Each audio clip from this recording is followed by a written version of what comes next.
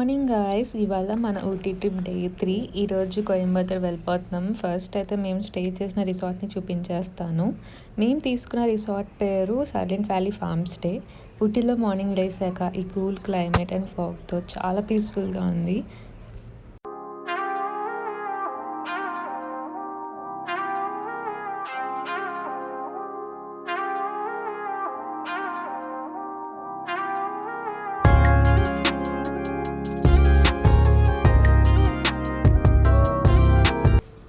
ఇది మేమున్న room and అలా గార్డెన్ వ్యూ కూడా చూసేద్దాం.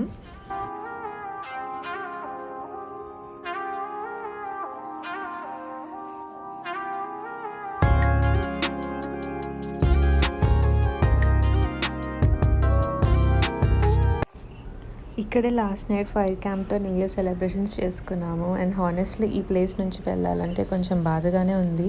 మేము తీసుకున్న రిసార్ట్స్ రెండు కూడా నాకు చాలా బాగా నచ్చాయి, కునూరులో అది అండ్ ఇది కూడా.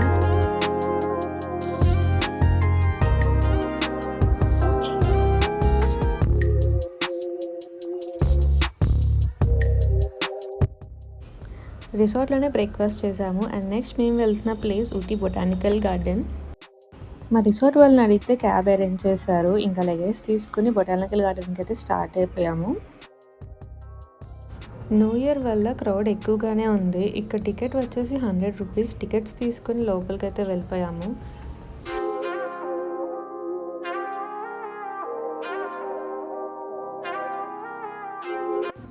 లోపలికి రాగానే ఈ గ్రీన్నెస్తో చాలా కామ్గా ఉంది. ఈ వెదర్లో వాకింగ్ చేసేటప్పుడు ఫుల్ పాజిటివ్ వైబ్స్ వస్తాయి.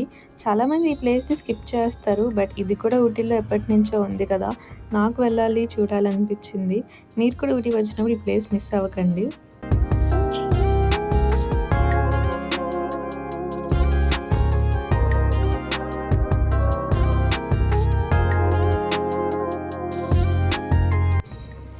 మేము అలా గార్డెన్లో కూర్చొని కొంచెం సేపు రిలాక్స్ అయిపోయాము. అండ్ ఆ చెట్టు చూసారా ఎంత పెద్దగా ఉందో, నాకైతే అచ్చం ఏనుగు తొండంలాగా అనిపించింది.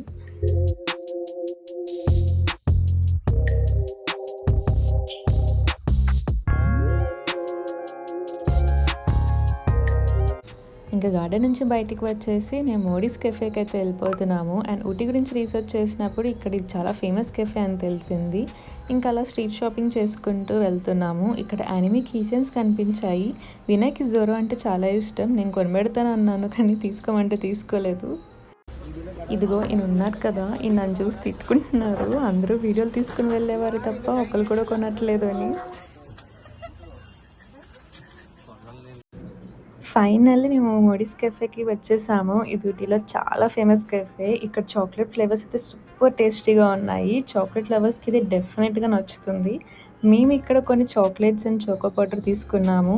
క్యాబ్స్ వాళ్ళు చాలా కమర్షియల్గా ఉన్నారు. సీజన్ వల్ల వాళ్ళకి నచ్చినంత ప్రైసెస్ వాళ్ళు చెప్తూ ఉన్నారండి. మేము అప్పటికే లేట్ అయిపోతుందని ఇంకా బస్ తీసుకున్నాము. ఇది కూడా ఒక ఎక్స్పీరియన్సే. కర్వీ రోడ్స్ అండ్ మౌంటైన్ వ్యూస్తో జర్నీ చాలా బాగుంది. ఘాటీ రోడ్ అయ్యాక లంచ్ బ్రేక్కి ఆపారండి హైవే మీద. సో అక్కడ మెక్డీ ఉంటే అక్కడ లంచ్ చేసాము. అండ్ ఆ క్లిప్స్ నేను షూట్ చేయలేదు. ఇంకా మేము కోయంబత్తూర్ రీచ్ అయిపోయాము. ఇక్కడ మేము స్టే చేస్తున్న హోటల్ పేరు హోటల్ సెమీప్లెక్స్. ఈ హోటల్లో హైలైట్ ఏంటంటే ప్రతి రూమ్లో హోమ్ థియేటర్ ఉంటుందండి. ఇండియాలో first home theatre the hotel అంట ఇది.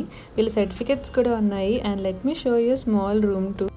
నేను ఈ హోటల్ ఊటీ నుంచి బస్సులో వస్తున్నప్పుడు స్టే కోసం సర్చ్ చేస్తుంటే కనిపించింది. కొత్తగా ఉంది, అఫోర్డబుల్గానే ఉంది అని బుక్ చేసాము. And we have taken a good decision.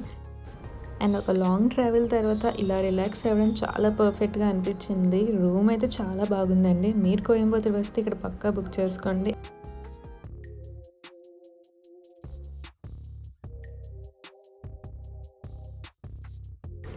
And మేము నెక్స్ట్ కార్డ్ మ్యూజియంకి వెళ్దాం అనుకున్నాము. గూగుల్లో 6:30 వరకు ఓపెన్ అని ఉంది, బట్ యాక్చువల్లీ 5:30కే క్లోజ్ చేస్తారంట. మాకు తెలియక లేట్గా రీచ్ అయ్యాము. సో అన్ఫార్చునేట్లీ క్లోజ్డ్ ఉండే. సో నెక్స్ట్ డే మార్నింగ్ వెళ్దామని డిసైడ్ అయ్యాం. మీకు ఈ ఇన్ఫర్మేషన్ యూజ్ అవుతుందని అనుకుంటున్నాను. తర్వాత ఇక్కడ వినాయక చాట్ ఫేమస్ అని తెలిసి అక్కడికి వెళ్ళిపోయాము. క్రౌడ్ అయితే చాలామంది ఉన్నారు. ఇక్కడ సీటింగ్ కూడా ఉంది. మేము సమోసా చాట్ అండ్ బేల్పూరి ఆర్డర్ చేసాం. టేస్ట్ అయితే నాట్ దట్ గుడ్ అండి. ఇది సౌత్ ఇండియన్ బేల్పూరి అంట. ఫస్ట్ టైం ట్రై చేస్తున్నాను. మాకైతే అంత నచ్చలేదు. నెక్స్ట్ బ్రూక్ఫీల్డ్స్ మాల్కి వెళ్ళి అలా కొంచెం షాపింగ్ చేద్దాం అని మాల్ అంతా ఎక్స్ప్లోర్ చేసాము. అలా ఈవినింగ్ షాపింగ్ చేసి రిలాక్స్ అయిపోయాం.